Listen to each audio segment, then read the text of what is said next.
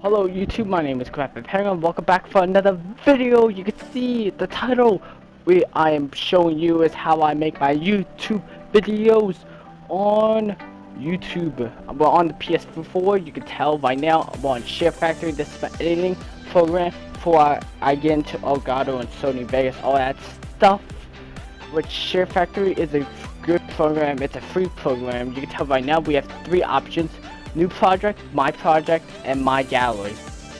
And which usually, for example, if I'm doing like my COD videos or live comps, I usually will hit the shooter theme. And you can see right now that's the intro that you usually would see, which I usually would select deselect title and stinger clip, and which usually I will only allow intro and outro clip.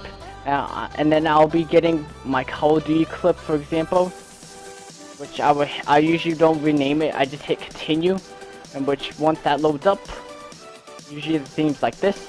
I usually leave that basic, just like that.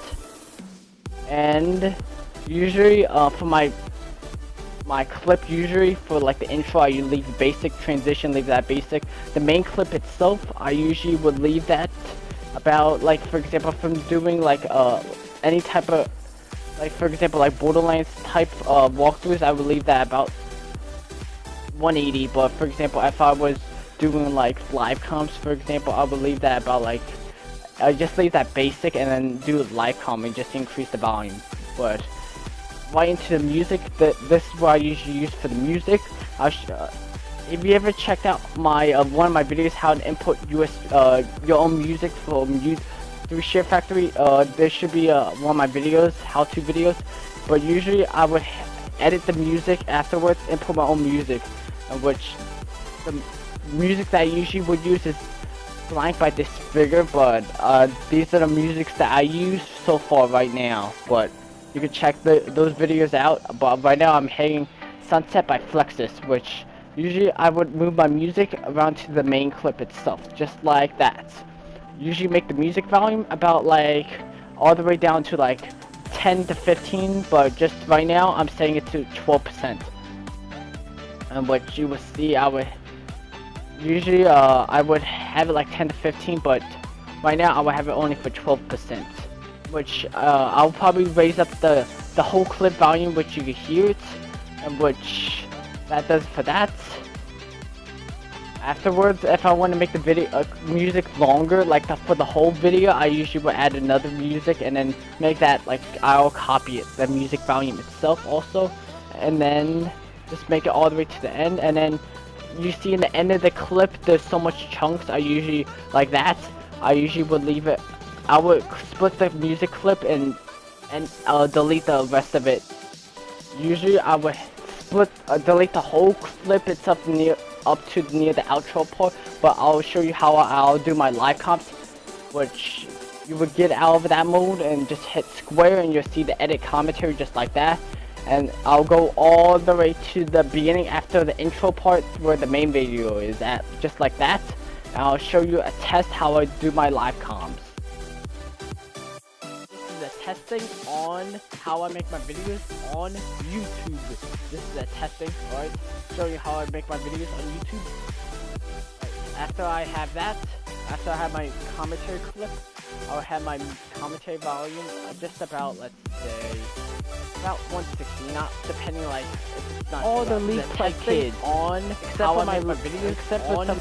But for example, if I'm using like a commentary video, for example, I will make my clip volume all the way down to about like 80 or 100.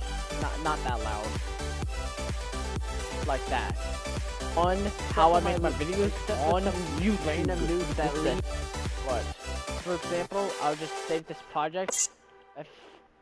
Mostly everything's the same if I'm doing my walkthrough videos. This is my walkthrough videos.